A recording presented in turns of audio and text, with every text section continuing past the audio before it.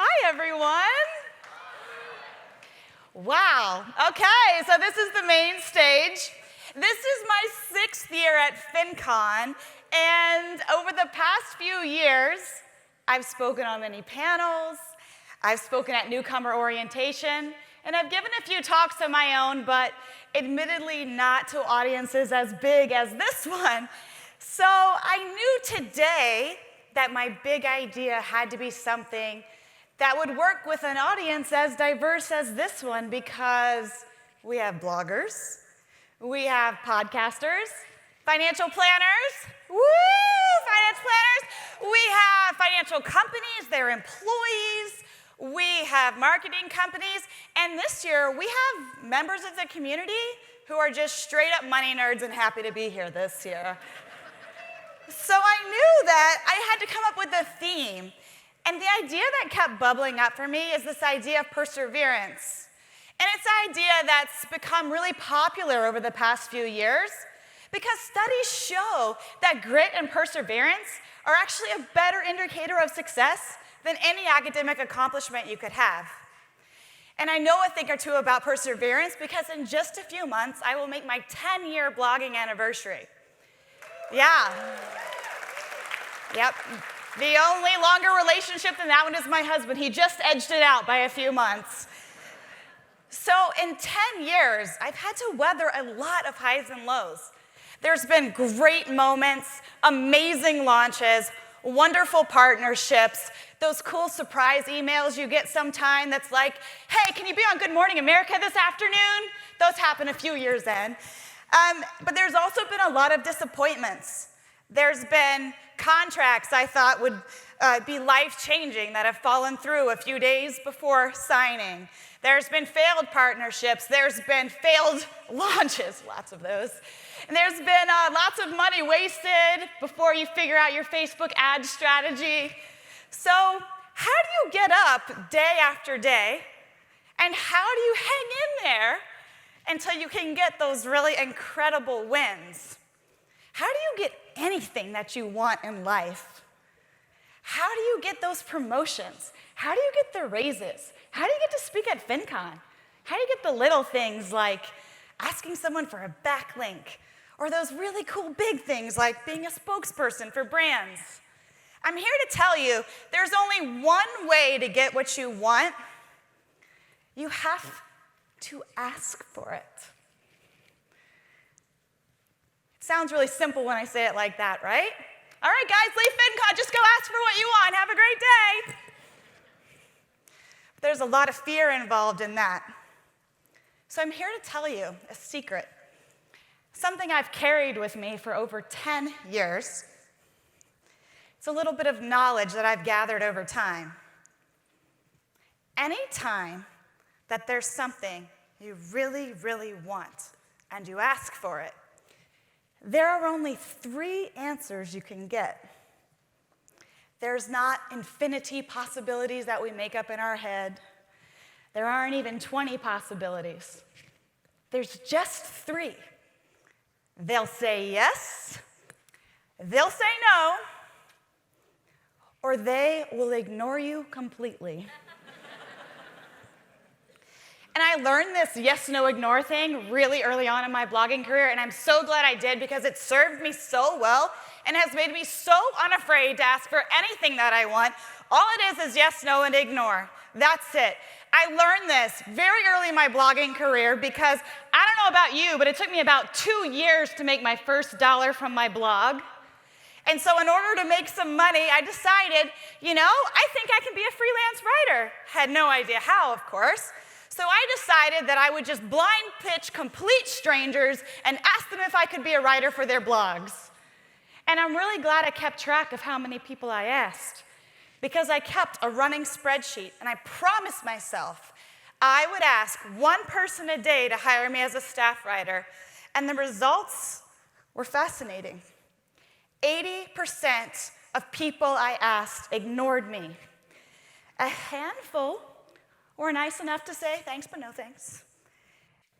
Almost consistently, month after month, out of every 30, one would say yes. One. And now that the stakes are higher, that the deals are bigger, that the jobs are a little bit nicer, it really, really helps that I learned that so early on. So why does that feel so bad? If I say it like that, and there's only 3 answers, why are you still feeling a little queasy about the idea of asking? And I'll tell you why. It's because most people, they make the no's and the ignores mean something. They make it mean something about them, about their personality, about the business that they've been working on night after their kids go to bed. They make it mean something about the cramps in their hands from all the times that they were writing before they went to work at 5 in the morning. So I'm here to tell you, the second you realize that the no's and the ignores mean nothing about you is the second you start winning. Because the yeses are actually buried underneath all of the no's. You've got to dig and claw and pick up all those heavy no rocks and carry them around for a really long time before you get those really nice yeses. And another great thing, I told you, I'm almost to 10 years of blogging, and I make most of my income from providing services to other people. Whether it's freelance writing or content management or writing video scripts or being a brand talent or speaking on a stage like this, I'm providing a service to someone else. And not one time in almost 10 years has anyone insulted me. No one has ever written me back and said, "You've got to be joking. These are your writing samples?" Not one person has ever written me back and said, "Why would we have you on our podcast? Your kids make a lot of noise in the background when I see you on Instagram." Nobody has ever insulted me in 10 years, not even in the grueling process of trying to get a book deal. I have over 30 very heavy no rocks in my bag. And I'm going to fight through the no rocks until I get that nice little yes pearl. Not even in that process, at that high of a level, has anyone ever insulted me. And it won't happen to you either. And here's the thing. The higher up you go, sometimes you get no with a little bit of feedback. And those feedback, it's like a little key with all this awesome information that you can push and turn and tweak and change your pitch and change your idea. Sometimes the no plus feedback actually equals the yes. So I feel like we all kind of hear what we need to hear right when we need to hear it.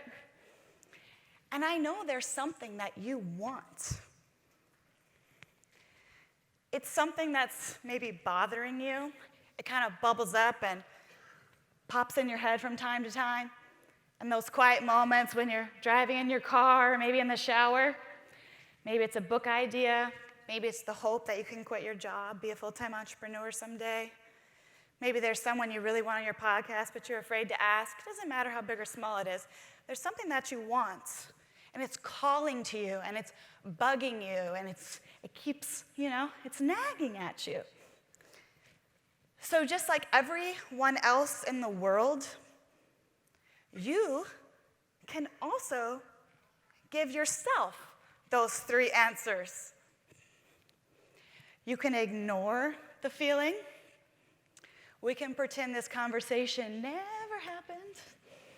It'll keep bugging you, but you can push it down if you want.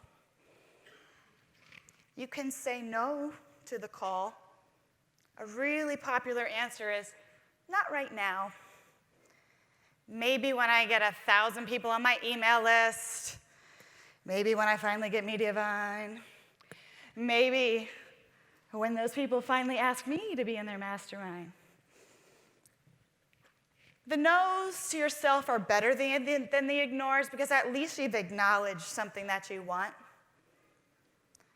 But there is another answer. And I don't have to tell you what it is, but it's the answer only you can give yourself. You have a choice when you hear the call to tell yourself yes. Thanks, everybody.